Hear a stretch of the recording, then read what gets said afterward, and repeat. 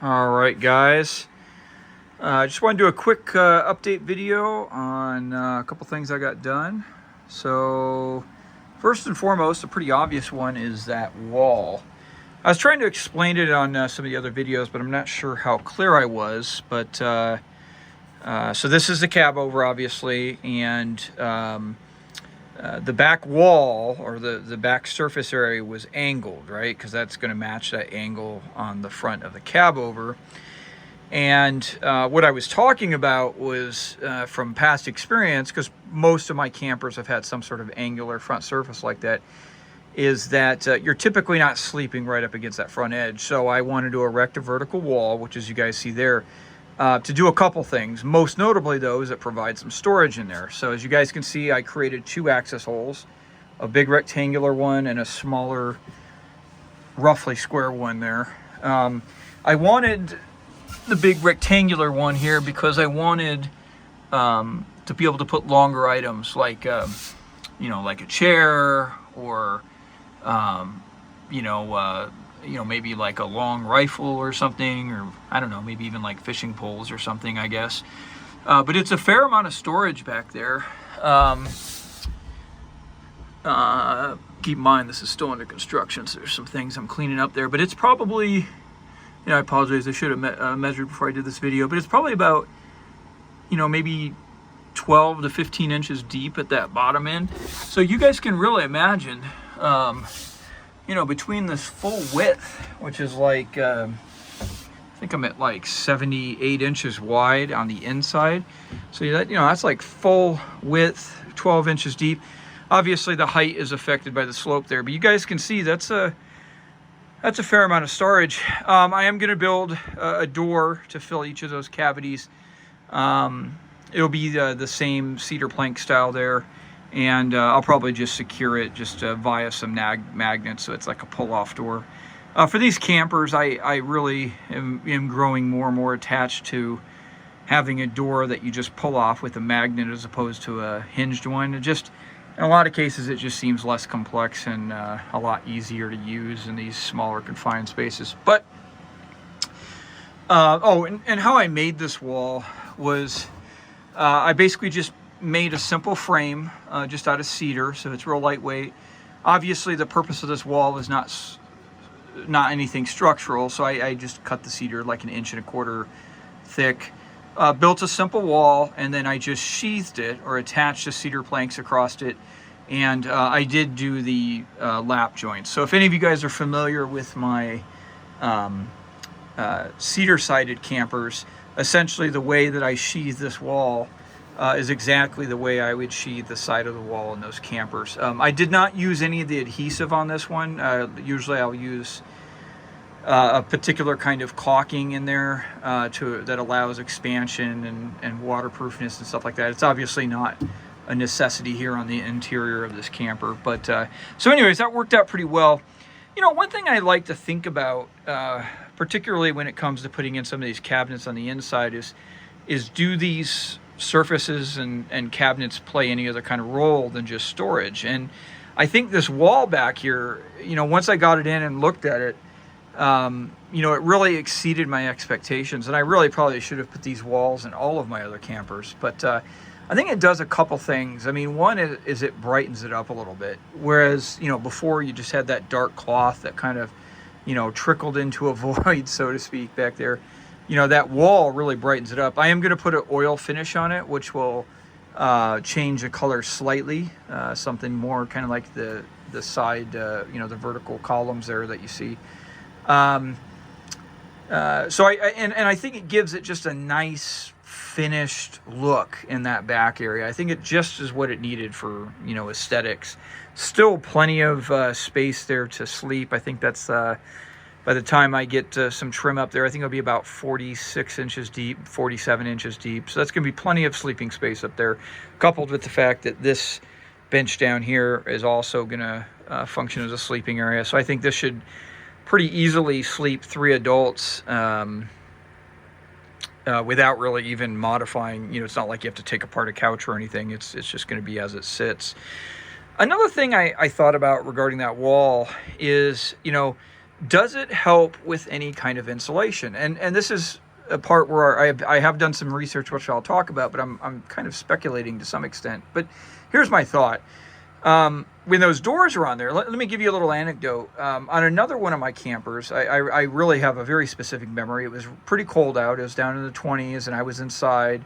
And it was pretty, I had warmed up the inside of the camper. And I remember opening up one of the bottom kitchen cabinets, which the inside of that cabinet would have been immediately adjacent to a wall, just like this one is.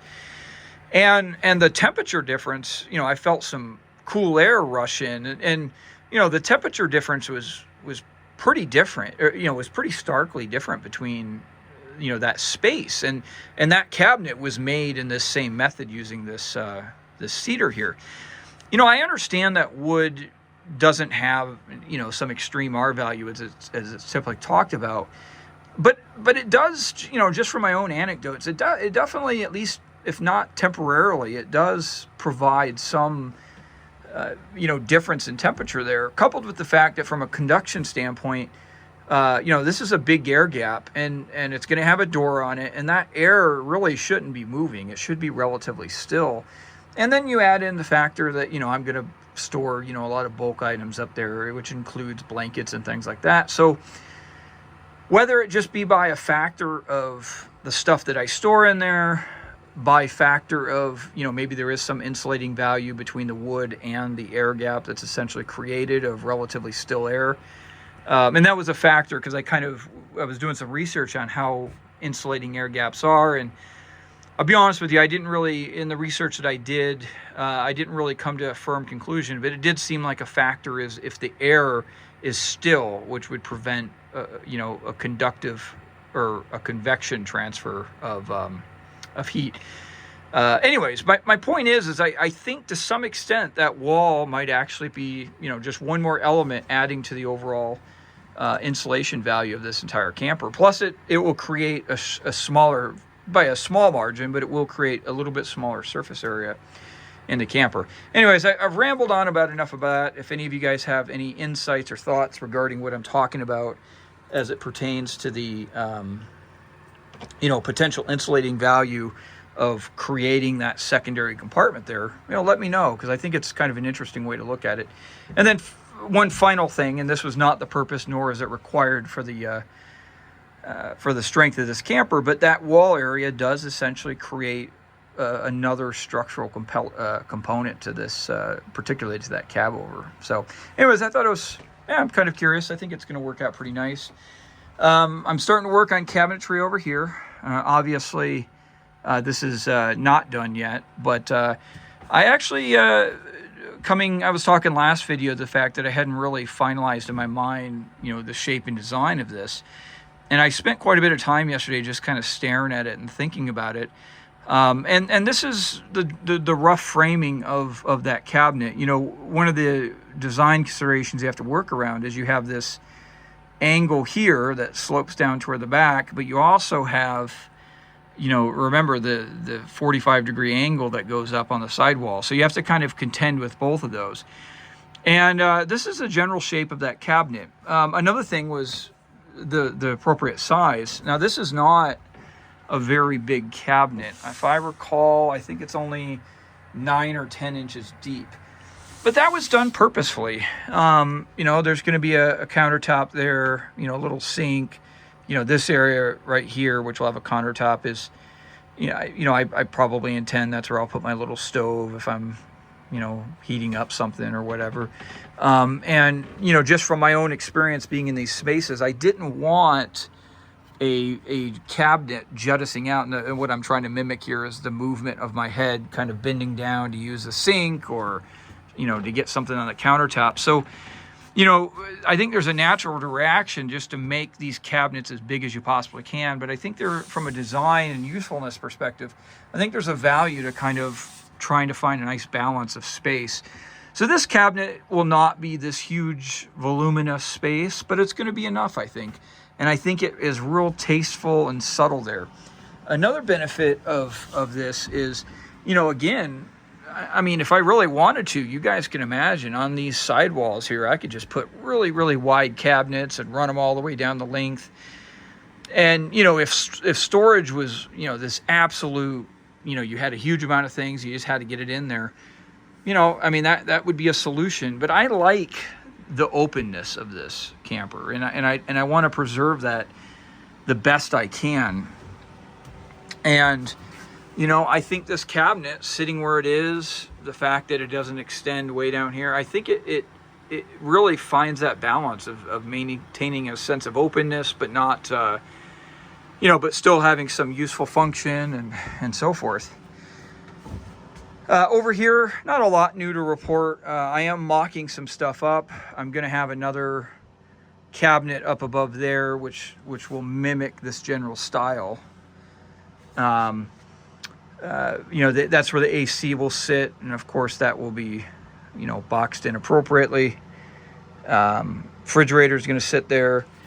This is just the box for the stove that I use. I'm mocking it up, and essentially, you guys, it's hard to describe it. I'll have basically a vertical wall right here that does have some minimal storage in it. One of the things that I always find, I know it's a silly little thing, but it's one of those things that I use all the time, is finding good, appropriate, and easily accessible storage for that little stove. So I'm going to incorporate that in there. And then one final small little trick, which I think you guys might like, is this seatbelt holder here for what would be the water bottle or the water tank. So again, this is from personal experience using these campers. I like to have non-built-in water tanks when I can. What I mean by that is, well, just what you see here. This water tank is, all I have to do is I can simply, just like a seatbelt in a car, pop it, and then this pulls right out, right? And then I can just fill this up with filtered water, keep it that way. Plus, it's right next to the door. So, you know, you just walk in, you hit that button. You know, oopsies. Every time I get on the camera trying to do this with one hand, it's the least graceful thing I can do. And then, you know, just to put it in place, just very much just like a seatbelt in a car.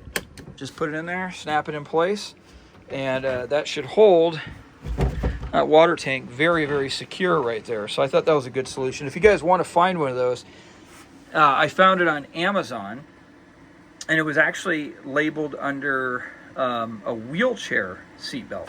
But just kind of examining the quality, it seems the same or very similar to the quality that you would see like in a car. And the ends just have oh gosh, I can't think of the term, but basically a metal hole right here where you can insert a screw, which is I did here.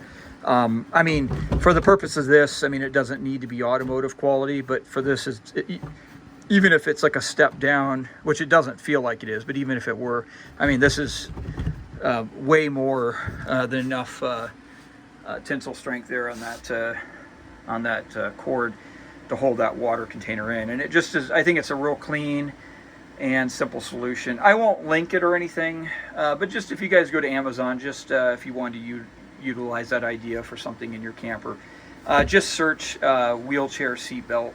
And there's a bunch of them that pop up. They're all mostly kind of no-name Chinese branded stuff, but I just got one of them that had the highest rating, I think it was, and it turned out fine.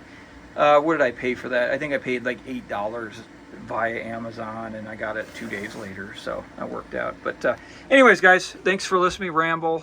Coming along well, and we'll talk to you guys next time.